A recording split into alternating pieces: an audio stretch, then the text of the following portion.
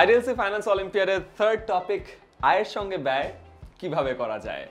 যোগ বিয়োগ কিন্তু আমরা সবাই বুঝি, কিন্তু যখনই আয় ব্যয়ের বিষয়টা চলে আসে তখনই কিন্তু বিষয়টা বেশ কঠিন মনে হয়, তাই না? কিন্তু এই যোগ বিয়োগই কিন্তু আজীবন আমাদের জীবনের একটা একেবারে খুবই ক্লোজ অংশ হয়ে থাকবে।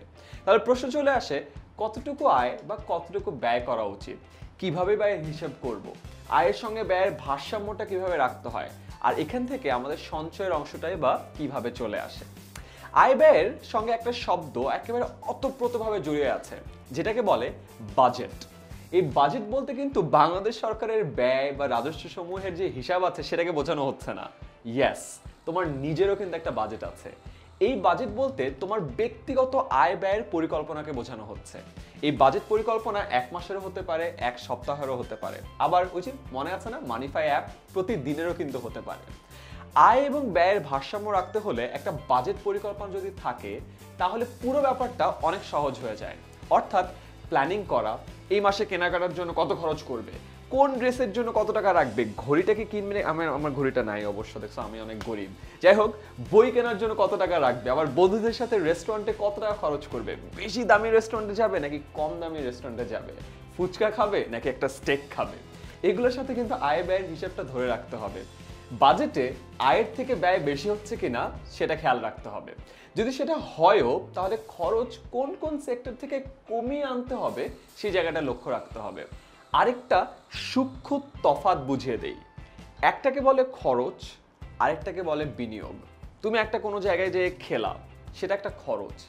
আবার আমার সামনে একটা ক্যামেরা আছে, তুই মনে কর এরকম একটা ক্যামেরা কিনলা, সেই ক্যামেরা দিয়ে ফটোগ্রাফি করলা, ওয়েডিং ফটোগ্রাফি করলা, কিংবা ফ্রিল্যান্সিং করলা, যেটা কিনা তোমাকে আয়ের উৎস তৈরি করে দিচ্ছে, সেটাকে বলে হলো বিনিয়োগ।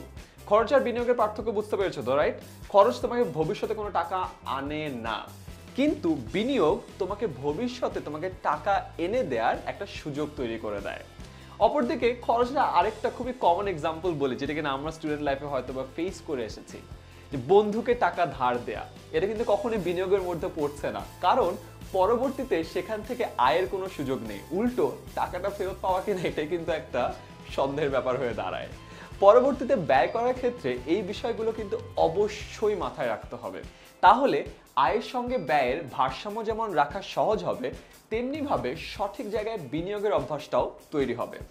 অল্টারনেটিভ অনেক আয়ের সোর্স কিন্তু তুমি তৈরি করতে পারো, যেমন অনেকে লেখালেখি করতে পছন্দ করো, তুমি অনলাইন ব্লগে লিখো না, অনলাইন নিউজ পেপারে লিখতে পারো, বইয়ের জন্য লেখালেখি করতে পারো, এখন প্রচুর ব্লগিং সাইট আছে সেখানে লেখালেখি করতে পারো। কেউ কিংবা খুবই সুন্দর ডিজাইন করো, বাংলাদেশে শুধুমাত্র ঢাকায় 2,500 এজেন্সি আছে, সবাই ডিজাইনার খুঁজছে, তুমি কিন্তু সেখানে জয়েন করতে পারো।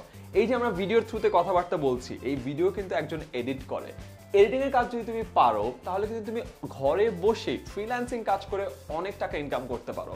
এছাড়া স্টুডেন্ট পড়াতে পারো, কোচিং এ পড়াতে পারো, অনলাইনে আমার মতো পড়াতে পারো, এরকম আরো হাজারটা আয়ের সোর্স তৈরি করতে পারো। সেখান থেকে সঞ্চয় করবে এবং সঞ্চয় থেকে ভালো ভালো জায়গায় আবারও বিনিয়োগ করবে। এটাই হলো তোমার নেক্সট কয়েকদিনের কাজ। এই কাজটা সঠিকভাবে করতে পারলে কিন্তু এক ঢিলে দুই পাখি মারা হবে। নতুন স্কিল যেমন তুমি ডেভেলপ করবে, সেইভাবে একই সাথে আয়ের কয়েকটা উৎস কিন্তু তৈরি হয়ে যাচ্ছে। ছাত্রাবস্থা থেকেই যেগুলো তোমাকে জীবনে অনেক দূর পর্যন্ত এগিয়ে নিতে সাহায্য করবে।